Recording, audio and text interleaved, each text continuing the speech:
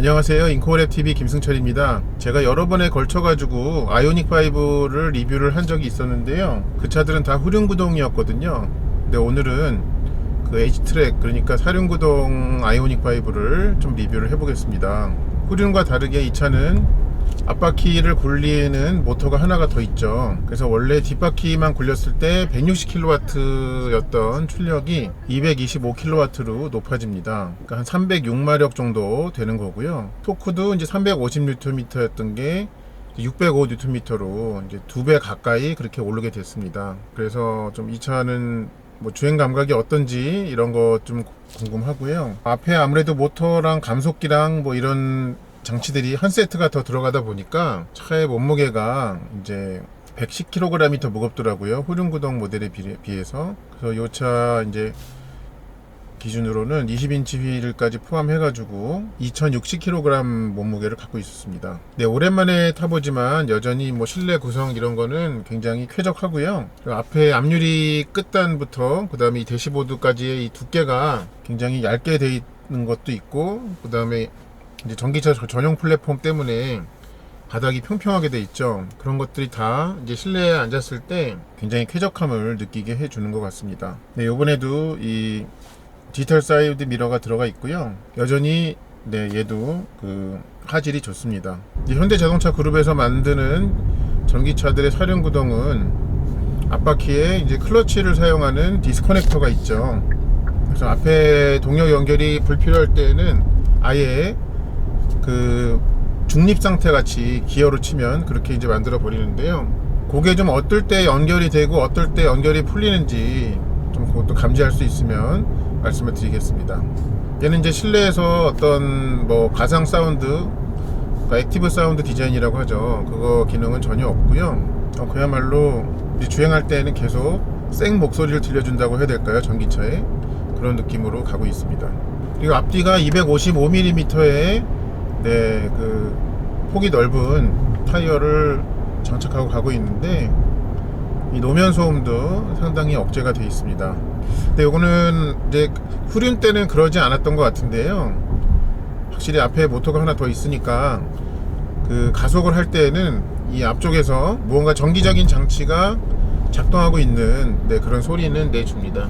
그러니까 정상적인 모터의 작동음의 범위 내에 들어있다고 생각을 하고요. 이게 소리를 뭐라고 비유하면 좋을까요? 그러니까 경비행기가 아주 높은 고도에서 날면 이렇게 귀에 들리는 소리가 이게 지상에서 들을 때는 그 소리를 마치 이렇게 파리 소리 같이 들리는 게 있잖아요. 좀 그런 거랑 느낌이 비슷한 것 같아요. 지금 잠시 이제 콘크리트 노면으로 왔는데도요. 물론 아스팔트에서 콘크리트의 변화는 감지할 수 있지만 그렇다고 소음의 절대량이 네, 이렇게 커지지는 않습니다.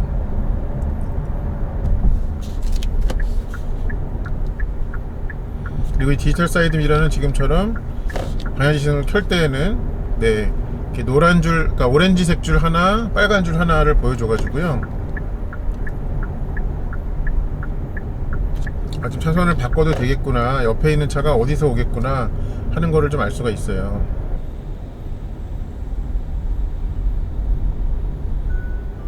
네, 그 전기 모터의 작동음이 모터가 한 개였을 때랑 두 개였을 때랑 분명히 차이가 있습니다. 네. 출발할 때 구동력 배분 확인해 볼게요. 지금 레벨 3예요. 회생제동이 20km, 30km 가까이 가는데 네, 딱 30km가 되니까 앞바퀴로 구동력을 해제하죠. 네. 이 상태에서 패드를 당겨가지고 왼쪽 거를 아이페달 모드로 하면은 바로 이렇게 앞바퀴로 힘이 가죠. 네.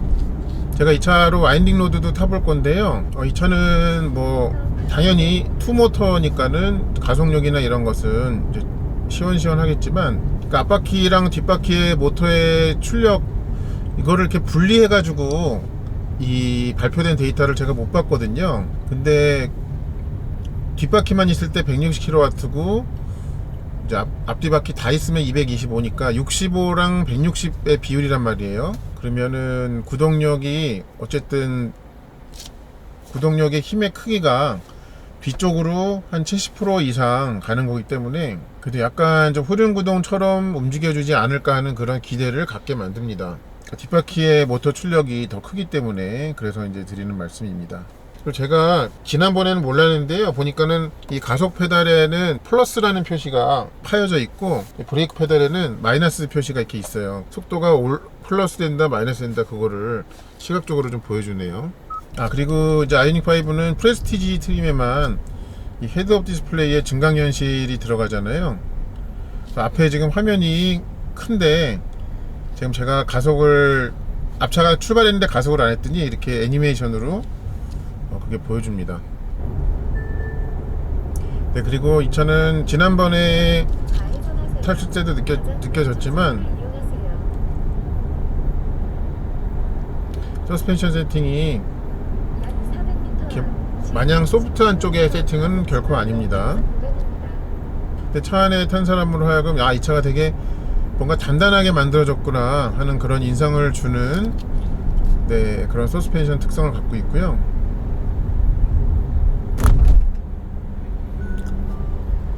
지금처럼 한 번씩 요철 지나갈 때에는 네, 단단함이 더 좀 높아지는 것 같습니다.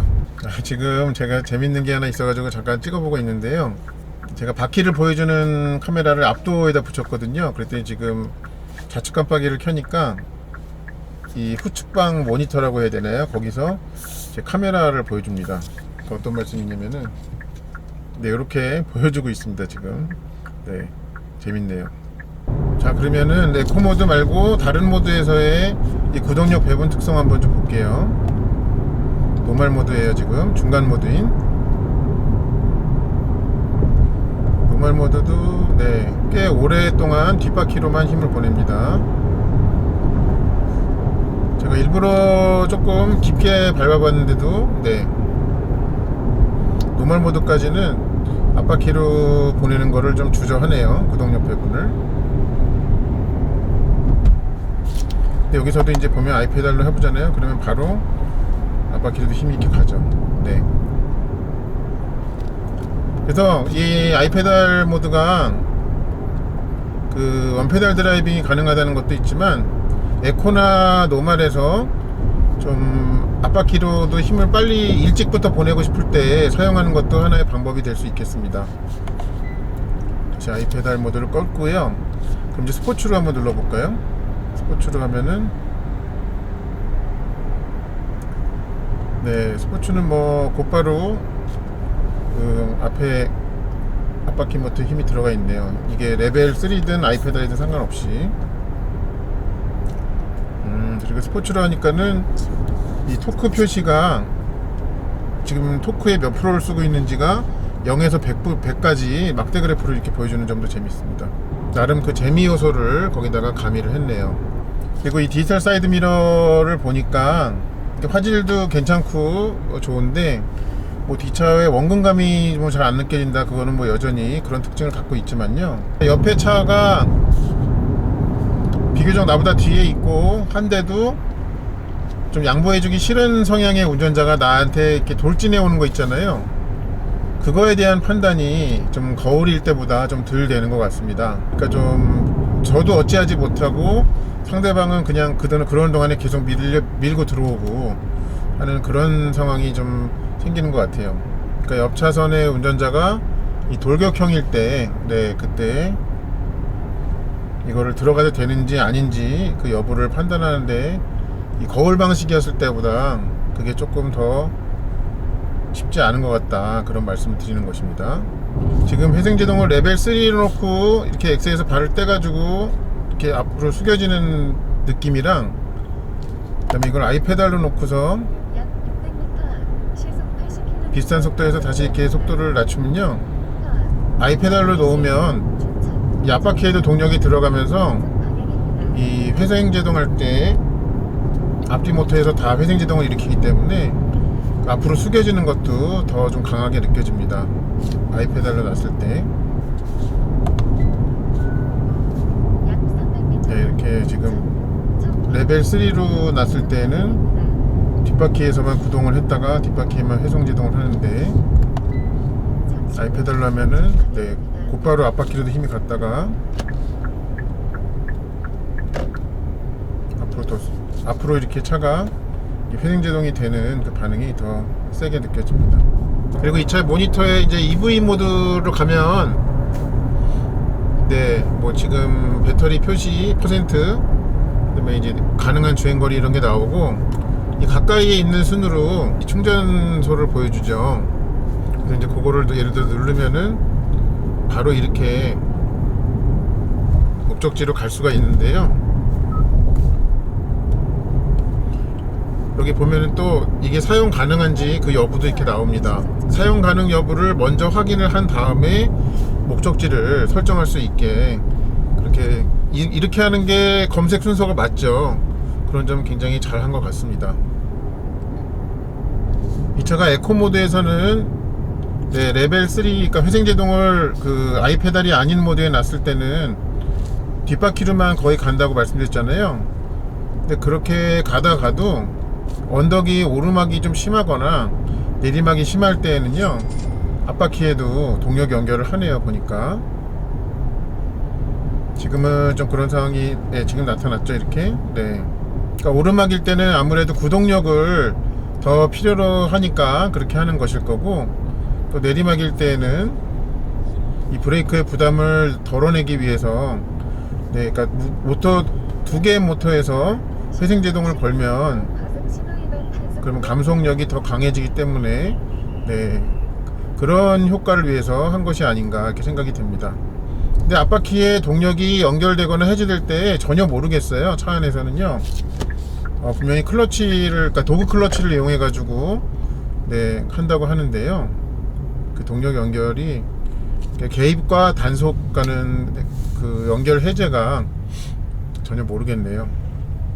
네, 앞에 이렇게 느린 차 가가지고 이렇게 끼어들어야 될 때, 네,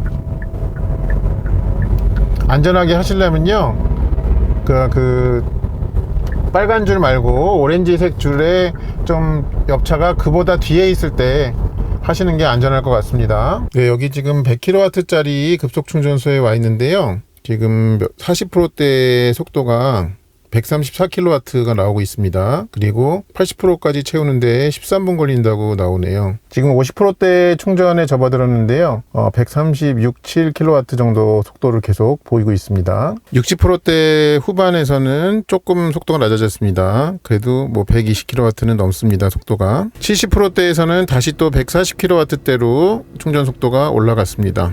80%대로 오니까는 이제 70kW대로 충전 속도가 급격히 낮아졌습니다. 이제 조절을 하는 것 같습니다. 네, 90%대로 들어오니까는 이제 속도가 확 줄었죠. 그래도 여기 이제 40분의 시간 제한이 있기 때문에 최대한 그거에 맞게 충전을 가득하고 그리고 출발하겠습니다. 여기 이렇게 앞에 그 히든 라이팅 사이에 이렇게 5칸의 조명이 있죠. 네, 이 차의 배터리 충전 수준을 보여주는 겁니다. 그러니까 이게 5칸이 다 채워져 있죠. 네, 이것도 참고적으로 보여드립니다. 아까 여기 충전소에 왔을 때 배터리가 28% 정도 남아 있었거든요.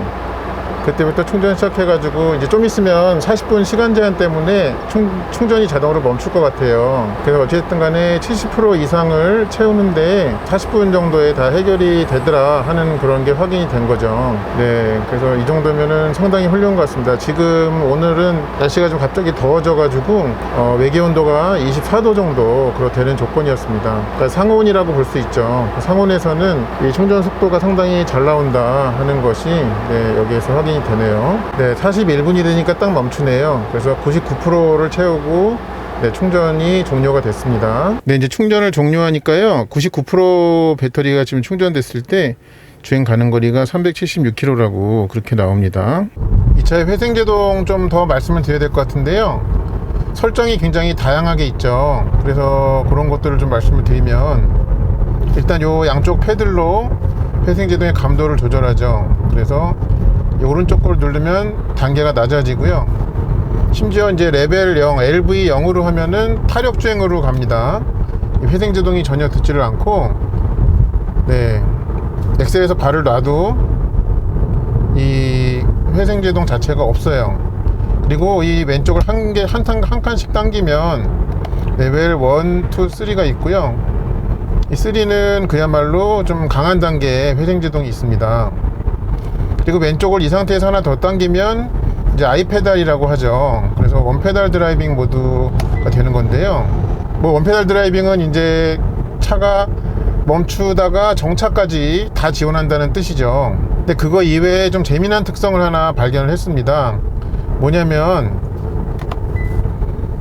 지금 에코 모드로 이제 이렇게 가속 페달을 거의 안 밟고 가면 얘는 뒷바퀴 모터로만 움직여요. 이렇게 가다가 엑셀에서 발을 놓으면 당연한 얘기로 뒷바퀴에서만 이제 전력 회수가 이루어지죠. 그런데 아이페달로 놓잖아요. 그러면 곧바로 앞바퀴에도 동력이 가더라고요. 이렇게 누르면 네, 이렇게 바로 가죠. 네, 그렇게 하면서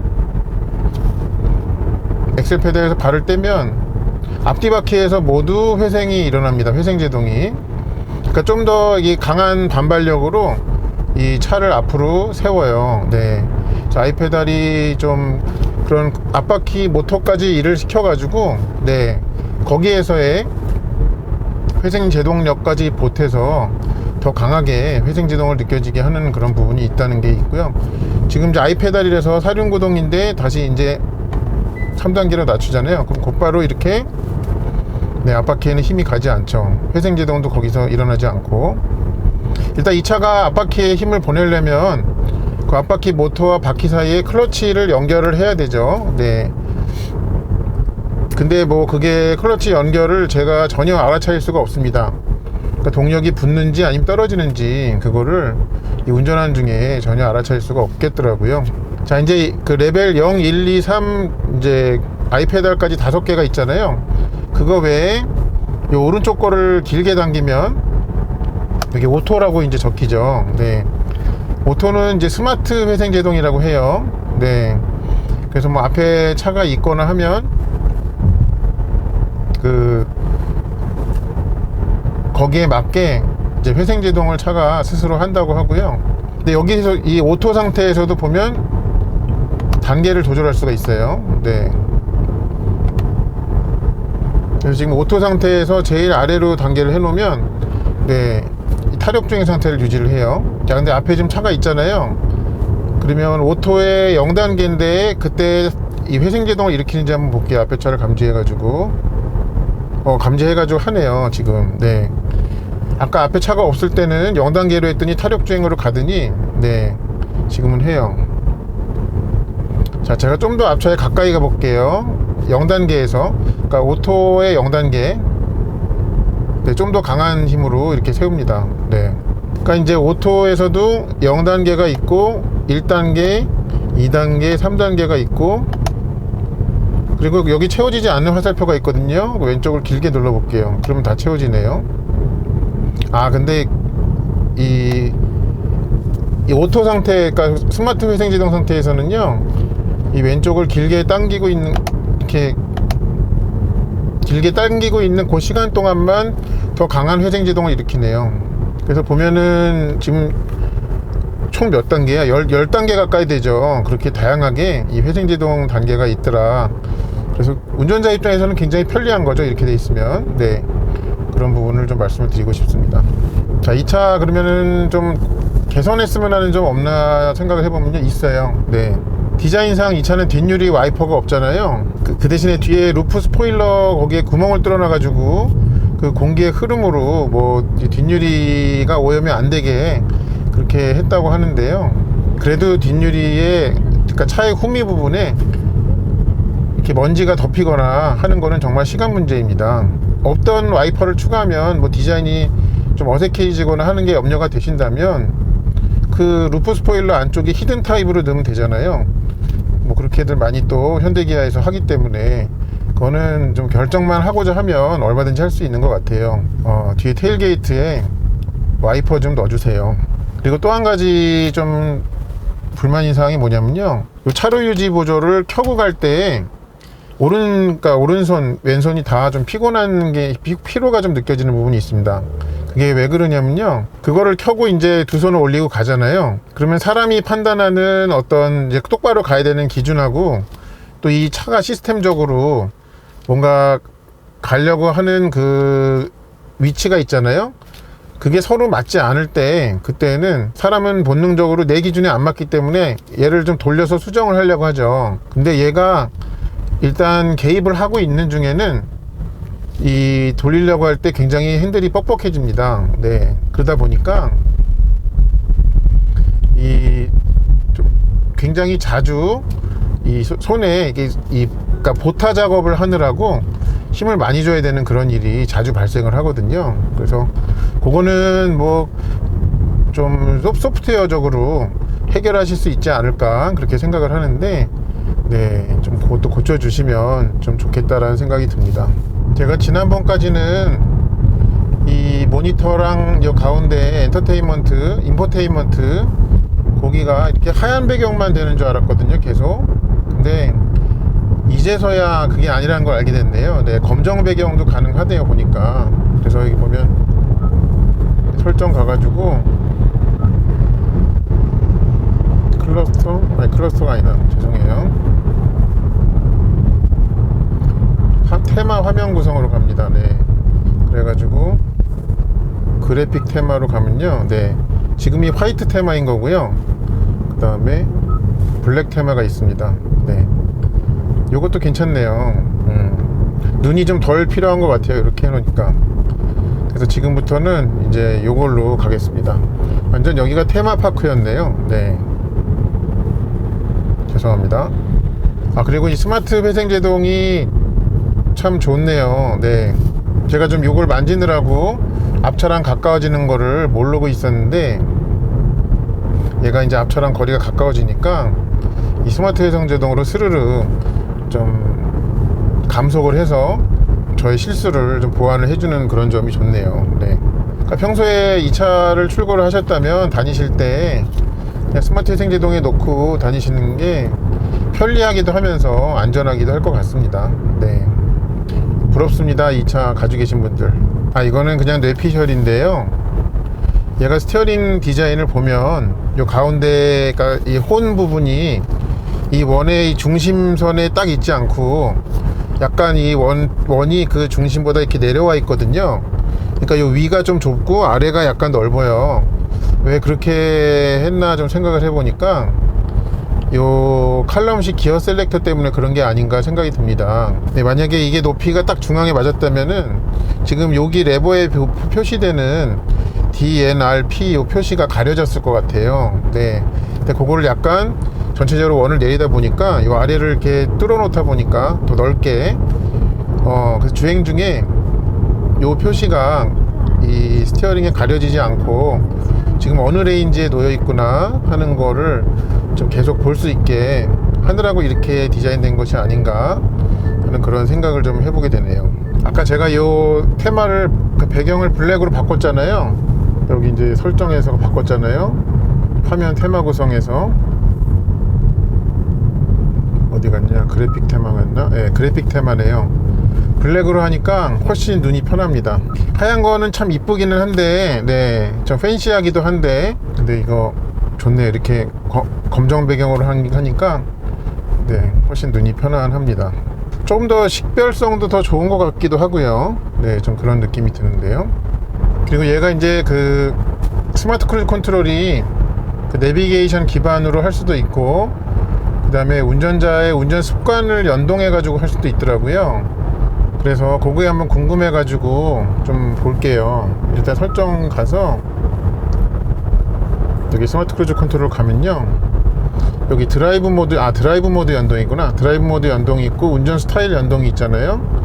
근데 운전 스타일 설정을 이제 간단 말이에요. 그러면 여기서 뭐 차간 거리, 그 다음에 가속 강도, 반응 속도를 이렇게 설정을 할 수가 있는데, 일단 요거를 초기화를 한 다음에요, 그 다음에 좀 어느 정도 제가 일정 거리를 타고 나서 요 설정이 좀 변화가 있겠죠. 얘가 학습을 했다면. 네, 여기 보면은 운전 스타일에 따라 학습된 설정 값을 보여준다고 했으니까, 그래서 이거 초기화를 좀 해볼게요. 초기화. 그러면 좀 어느 정도 탄 다음에 다시 해보겠습니다. 그리고 이 차의 좀 서스펜션 움직임 특성을 좀 다시 한번 말씀을 드려야 될 것 같아요. 그냥 퉁쳐가지고 단단한 편입니다.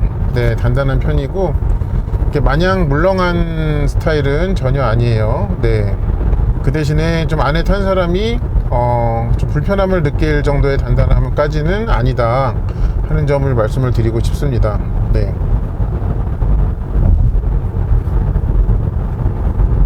그리고 저런 이제 방금 같이 그런 요철 한번 넘을 때에도 이렇게 넘고 나서 그냥 앞뒤바퀴에서 한 번씩만 탁탁 하고 나서 그 다음에 그냥 끝이에요. 네.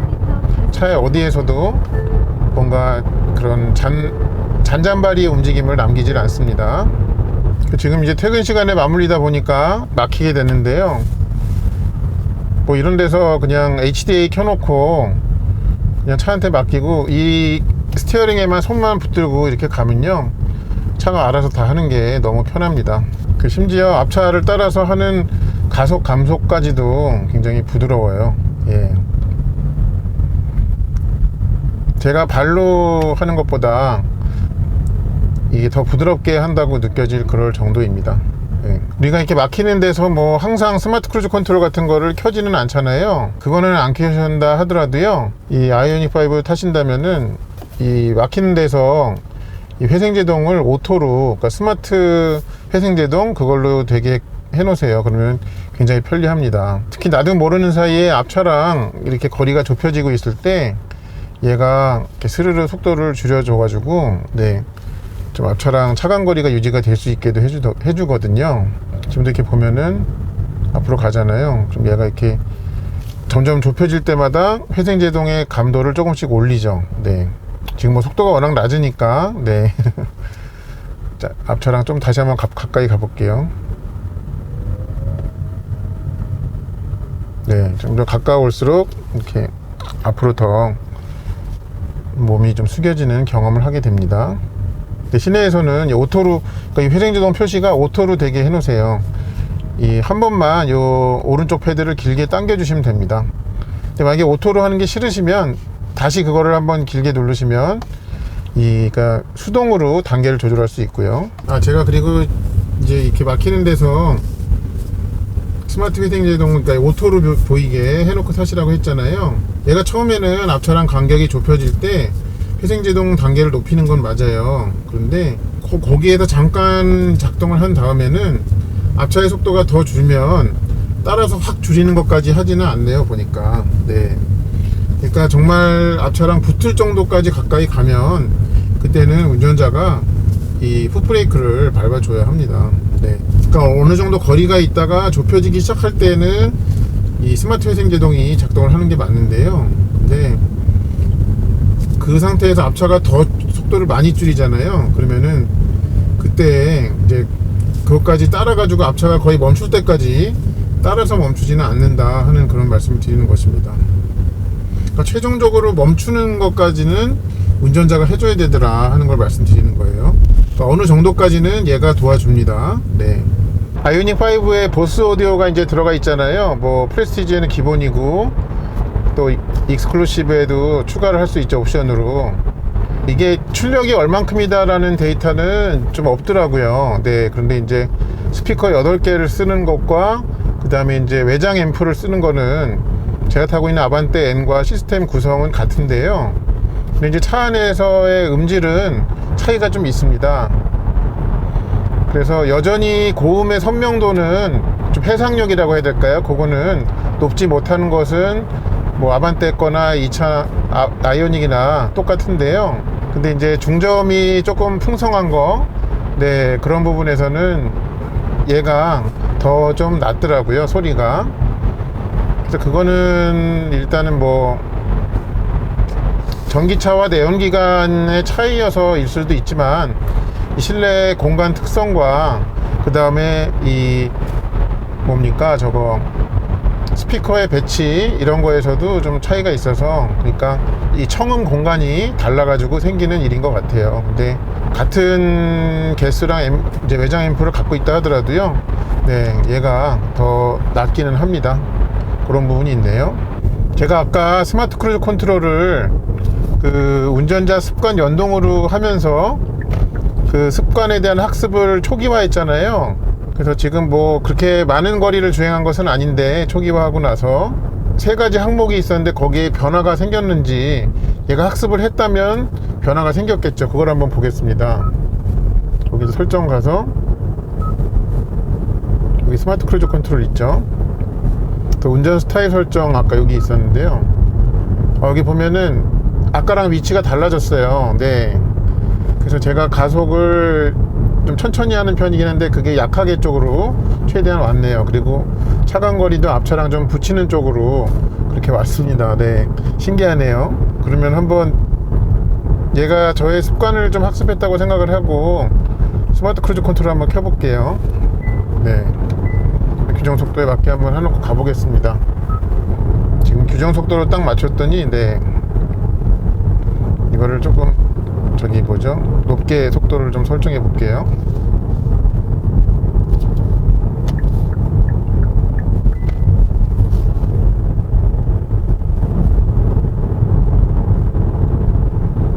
요 트럭을 이제 추월해가는 모션이 네 천천히 추월하네요. 네.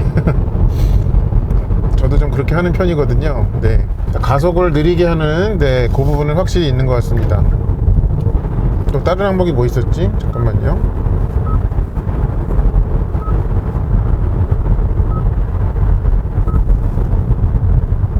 차간거리. 앞에 차가 있을 때 어떻게 하는지 그거는 좀 있어봐요. 앞에 차가 있어야지 좀 확인이 되겠는데요. 얘가 좀 가까이 붙이는 편인지 아니면 저 앞에 차가 있습니다. 네. 잠깐만 지금 막간을 이용해서요 헤드라이트 밝기를 좀 보기 위해서 네 실내등을 좀 끌게요. 얘는 앞에 풀 LED 헤드라이트가 있고 그 다음에 오토 하이빔까지만 있죠. 네, 지금 뭐 차가 양쪽에 다 차선에 있기 때문에 하이빔은 올리지 않고요. 로우빔으로 이렇게 하고 가고 있는데 LED 헤드램프들 중에서는 최근에 타본 차들 중에서는 좀 헤드라이트가 밝은 편은 아닌 것 같아요. 네. 그리고 이렇게 바로 가까이 부분에는요 이렇게 주변부가 좀 이렇게 어두운 영역이 좀 넓습니다. 네. 그런 게 좀 느껴지네요. 자, 아까 다시 스마트 크루즈 컨트롤 얘가 저의 습관을 학습했단 말이에요. 앞차랑 좀 가까이 붙는 편인지 그걸 한번 좀 볼게요.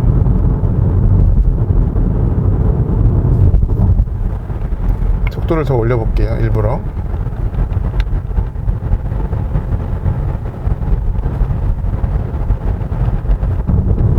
가속은 진짜 천천히 한다. 네. 자, 어떻게 앞차랑 좀 가까이 붙을까요, 얘는?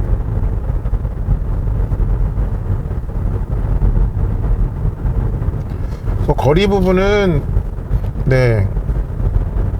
뭐 제가 하는 거랑 특별히 이렇게 차이를 잘 모르긴 하겠어요. 네. 그러니까 차이를 잘 모르겠다는 뜻이 잘하는 건지 못하는 건지 그걸 잘 모르겠다는 건데, 근데 이제 그 가속 반응만큼은 네 제가 평소에는 진짜 할배 운전을 하거든요. 네, 그거를 그대로 답습을 하네요, 얘가. 그런 점이 좀 흥미롭습니다. 잠시 뒤에 앞이 어두워지는데요.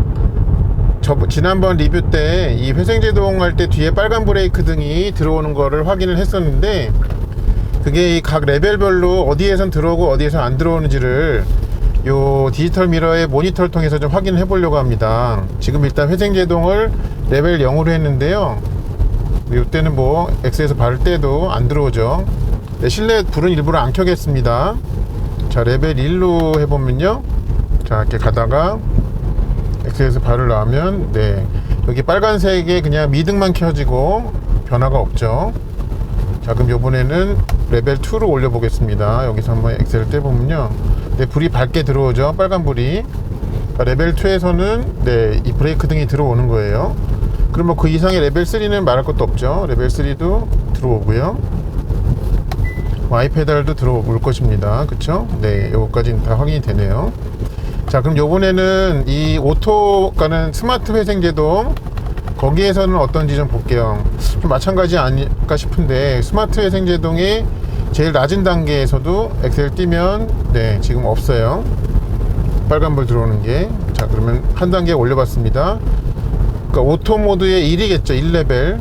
네, 지금 뒤에 밝은 차가 와가지고 이렇게 이 빗물이 막 떨어지니까 무슨 영화 한 장면 같네요. 네, 재밌습니다. 자, 지금 오토의 1레벨인데요. 일단 내리막이고 엑셀에서 급하게 발을 놔보는데 빨간불이 들어오질 않아요. 레벨 2 한번 해보겠습니다. 자, 이렇게 가다가 지금 얼마나 내리막이에요. 네, 불 들어옵니다. 레벨 3도 뭐 들어오겠네요. 그쵸? 네.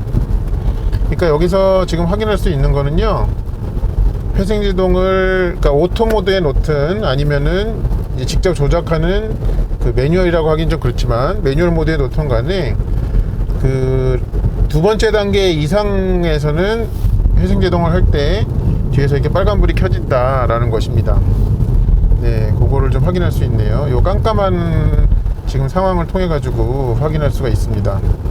이 차의 LED 헤드램프가 좀 밤에 이 광량이 만족스럽지 못하다고 말씀드렸는데요. 또 비가 아까보다 빗줄기가 더 굵어지니까 그게 더 심한 것 같습니다. 지금 하이빔이 켜졌는데도요, 그렇게 하이빔처럼 느껴지지가 않을 정도예요. 이 차는 이제 시승차여서 앞유리 썬팅도 안 돼 있는데, 네, 이거는 나중에 언젠가는 좀 뭐 디자인 변경과 함께 개선이 필요하지 않나 이렇게 생각이 됩니다. 네, 그 와중에 이 디지털 사이드 미러 안에서 비치는 뒤의 풍경은 멋있네요. 네, 물보라도 치면서요. 네, 물이 보라색은 아닙니다만, 네, 물보라도 좀 보이면서 그러고 있습니다. 제가 그 입장에서도 많이 고민할 것 같은데요, 얘를 후륜을 사야 될지 사륜을 사야 될지. 네, 이제 300만원 차이잖아요, 가격만 보면. 근데 그 가격 차이 이상의, 네, 이 사륜구동 모델은 좀 제가 전에 리뷰했던 후륜구동 모델에 비해서 굉장히 할 줄 아는 게 많은 그런 모델이었습니다.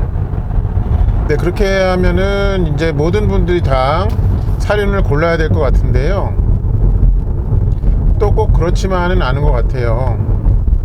뭐 나는 집밥이 있기 때문에 또 주행거리 한 3-40 줄어드는 거는 별로 문제가 안 된다. 네, 그거는 뭐 아무 상관이 아닐 것 같습니다.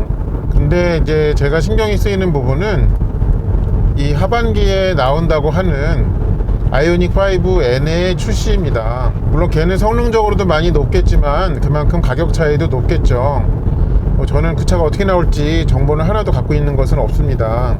그 차가 어느 가격에 나오든 간에, 네, 나는 그 차를 사겠다 하는 분들은 지금 이 사륜을 선택을 하시는 것은 분명히 중복 투자가 될 것입니다. 네, 그렇지만은 나는 이제 후륜 모델보다는 요 정도의 성능 차이면은 충분하다. 네, 그런 만족을 갖고 계시는 분들은 지금, 네, 이 사륜 모델을 고르시는 것도 좋을 것 같습니다. 근데 다른 거를 다 떠나가지고 나는 그냥 전기차가 주는 실용성, 네, 그것만 보겠다라고 한다면은, 네, 후륜 모델이 가장 좋은 선택인 것 같습니다. 제가 어느 한 모델을 사셔야 돼요 라고 말씀은 못 드리겠어요. 네, 그렇지만 제가 지금 좀 드리는 말씀들이 여러분이 혹시 고민 중이시라면 후륜이냐 아니면 사륜이냐 고민 중이실 때, 뭐 제가 지금 말씀드린 그런 사항도 여러분이 겪고 계시는 중이라면 한번 생각해 봄직한 것 같습니다. 아이오닉 5를 타고 갈 때 기분 좋을 때가 있어요. 이런 모양의 도로에서 굉장히 기분이 좋은데요, 고속 코너를 일정한 속도로 이렇게 돌 때 참 흐뭇합니다. 지금과 같은, 네, 요런 데서, 네, 만족도가 높아요.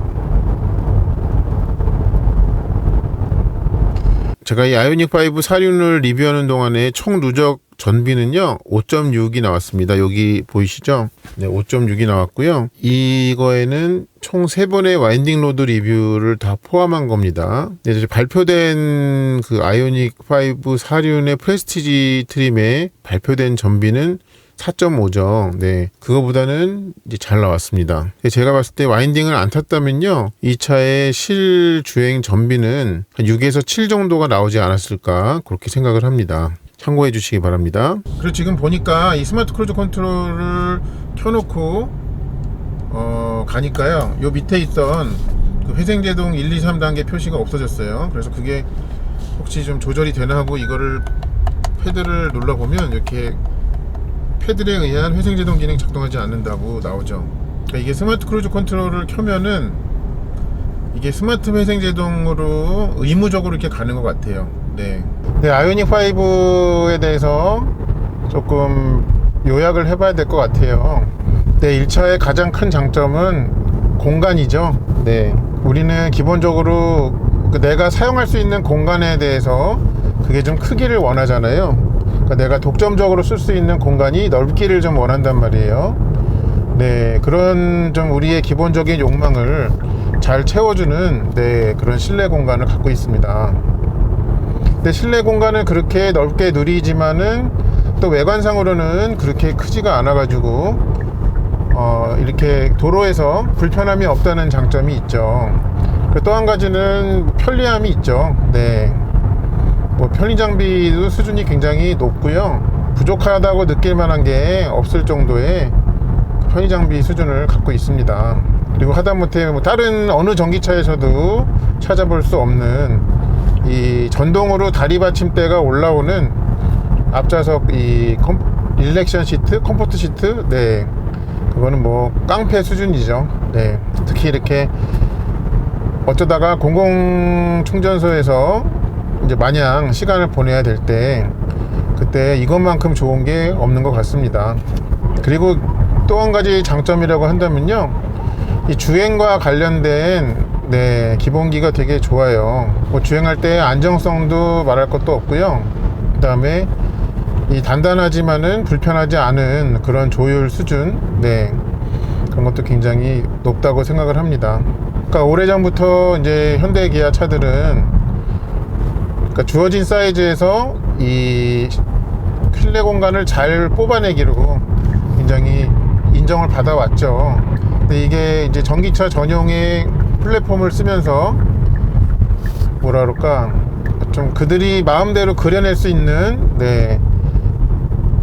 그런 도화지의 크기가 훨씬 커진 것 같아요. 자유로워진 것 같아요. 그 장기를 잘 발휘한 차가 바로 아이오닉 5가 아닌가 그렇게 생각을 합니다. 이상으로 아이오닉 5 롱레인지 프레스티지 H트랙, 그러니까 사륜구동 모델의 일상 주행에서의 리뷰를 마치도록 하겠습니다. 이 차가 궁금하셨던 분들께 도움이 되기를 바랍니다. 시청해 주셔서 감사합니다.